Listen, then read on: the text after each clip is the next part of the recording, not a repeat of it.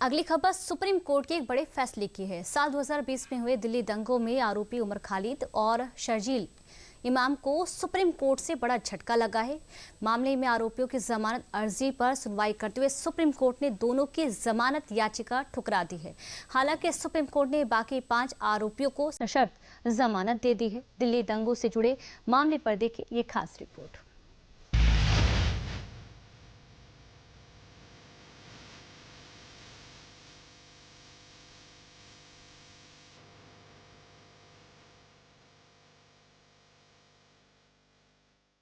चलती सड़कें, धुएं में लिपटी दिल्ली और चीख पुकार के बीच बिखरा शहर। फरवरी 2020 का ये वो मंजर है जो आज भी कैमरों में कैद है। करीब 5 साल पहले राजधानी दिल्ली ने दंगों का सबसे खौफनाक चेहरा देखा था। ये तस्वीरें तो पुरानी हो गई हैं, लेकिन ये दंगा आज भी कानून के पन्नों में जिंदा है। इसके पीछे कारण है दो नाम, एक उमर खालिद और दूसरा शर्जील इमाम, जो दिल्ली दंगे के आरोपी हैं और सोमवार को इन्हें सुप्रीम कोर्ट से बड़ा झटका लगा है। 2020 के दिल्ली दंगों से जुड़ी साजिश के मामले में सुप्रीम कोर्ट ने दोनों की जमानत याचिका खारिज कर दी। साथ ही उमर और शर्जील 1 साल तक इस मामले में जमानत याचिका भी दाखिल नहीं कर सकेंगे। सुप्रीम कोर्ट ने कहा है उमर खालिद और शर्जील इमाम की भूमिका दिल्ली दंगों के मामलों में अन्य आरोपियों की तुलना में अलग है। दरअसल उमर खालिद और शर्जील इमाम समेत 7 आरोपी दिल्ली दंगों के आरोप में 5 साल 3 महीने की तिहाड़ जेल में बंद हैं।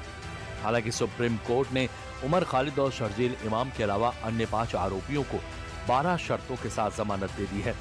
गुलफिशा फातिमा, मीरान हैदर, शिफाउर रहमान, मोहम्मद सलीम खान और शादाब अहमद को जमानत मिल चुकी है।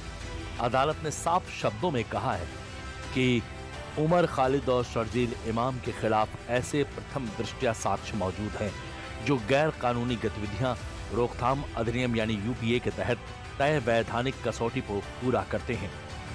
ये फैसला न केवल कानूनी रूप से महत्वपूर्ण है, बल्कि ये देश के सबसे विवादित आपराधिक मामलों में से एक की दिशा भी तय करता है।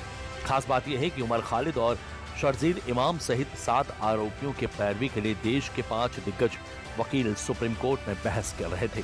फिर भी दोनों की जमानत नहीं मिली, हालांकि बाकी 5 को मिल गई। जिन 5 को बेल दी है, हम लोग बहुत खुश हैं उनके लिए कि उनको 5.5 साल के बाद बेल मिली है और जेल से बाहर आने का मौका मिलेगा। जिन 2 लोगों को बेल नहीं मिली है, उमर खालिद और शर्जील इमाम, उनको लिबर्टी दी गई है कि 1 साल बाद वो फिर बेल के लिए अप्लाई कर सकें। और ये भी कहा गया है पुलिस से और ट्रायल कोर्ट से कि केस जल्द से जल्द चलाया जाए। सारे जो अहम गवाह हैं उनको 1 साल के अंदर एग्जामिन किया जाए, और अगर उनको एग्जामिन ना भी कर पाए तब भी ये 1 साल की डेडलाइन जारी रहेगी। दरअसल फरवरी 2020 में जब तत्कालीन अमेरिकी राष्ट्रपति डोनाल्ड ट्रंप भारत के दौरे पर थे, उसी दौरान उत्तर पूर्वी दिल्ली में सांप्रदायिक हिंसा भड़क उठी। नागरिक संशोधन कानून और एनआरसी के विरोध में चल रहे प्रदर्शनों ने हिंसक रूप ले लिया था, जिसमें 50 से ज्यादा लोगों की जान चली गई थी और करीब 700 से ज्यादा लोग घायल हुए थे। इसमें आरोपी उमर खालिद और शर्जील इमाम को बनाया गया था। देखिए, मैं स्वागत करता हूं न्यायपालिका का, जो निर्णय उन्होंने लिया है देश हित में। शर्जील इमाम ने, उमर खालिद ने, ये लोग वही काम किया, चिकन नेक को काट दिया, देश के प्रति घृणा पैदा करना। जो काम पाकिस्तान कर रहा है वही काम ये कर रहे हैं। देखिए, सुप्रीम कोर्ट ने बार बार कहा है कि जमानत मौलिक अधिकार है, तो मौलिक अधिकार अगर किसी व्यक्ति का है तो उस व्यक्ति के अधिकार को भी देखा जाना चाहिए। सुप्रीम कोर्ट ने पूरे कॉन्स्पिरेसी के एविडेंस को परीक्षण किया और गंभीरता से समझा कि इनका मामला बेल देने के लायक नहीं है, क्योंकि ये उसके मूल सूत्रधार थे।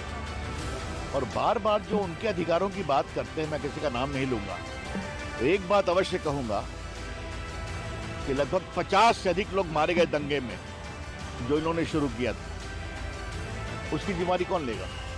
यह है कि नहीं विषय। इसलिए हमेशा एक पक्षीय बात ठीक नहीं है। मैं माननीय सुप्रीम कोर्ट के फैसले का स्वागत करता हूं। उमर खालिद और शर्जील इमाम समेत 7 आरोपियों को 2020 में मई से लेकर सितंबर के दरमियान गिरफ्तार किया गया था। तब से ये सभी जेल में हैं। इन पर आपराधिक साजिश, दंगा, गैर कानूनी सभा के साथ साथ गैर कानूनी गतिविधि रोकथाम अधिनियम के तहत कई अपराधों का आरोप है। क्योंकि दिल्ली पुलिस का आरोप है कि ये दंगे अचानक नहीं हुए, बल्कि भारत सरकार को अस्थिर करने और दुनिया भर में देश की छवि को खराब करने के लिए एक सुनियोजित साजिश के तहत अंजाम दिए गए थे। इसमें आरोपियों पर गैर कानूनी गतिविधियों रोकथाम अधिनियम जैसी सख्त धाराएं लगाई गई थी।